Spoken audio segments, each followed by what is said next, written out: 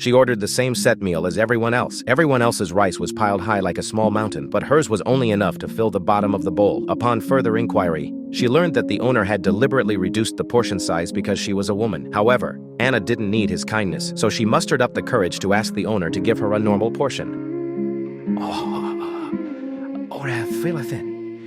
People's appetites vary. It has nothing to do with whether you are a man or a woman. Anna has always had a big appetite. Even though she finished the entire set meal, she still felt hungry after smelling the aroma wafting over from next door. However, she didn't know her neighbor. The only time they had interacted was when they passed each other in the elevator last night. It would be too shameless to suddenly go over and ask for food. However, Anna never imagined that. Just a few minutes after she sat down at home, her neighbor rang the doorbell.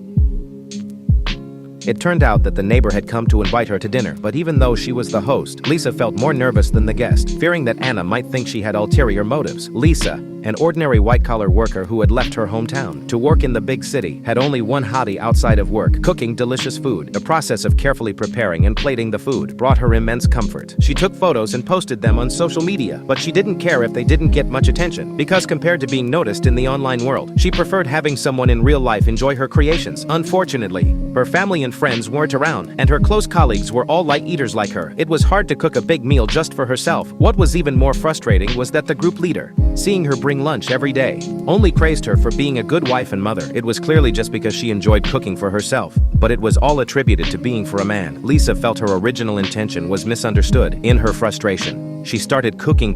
By the time she realized it, a large pot of braised meat was already on the stove, but thinking about how she couldn't possibly finish it alone, her original frustration wasn't alleviated but deepened. Just then, she heard the footsteps of her neighbor returning home. She couldn't help but recall the scene from yesterday when they had bumped into each other in the elevator. At the time, Anna was carrying 2 large buckets of fried chicken and a big bag of snacks. Lisa couldn't help but ask her if she was throwing a party, but Anna calmly replied that it was all for herself to eat. The unexpected answer left her speechless.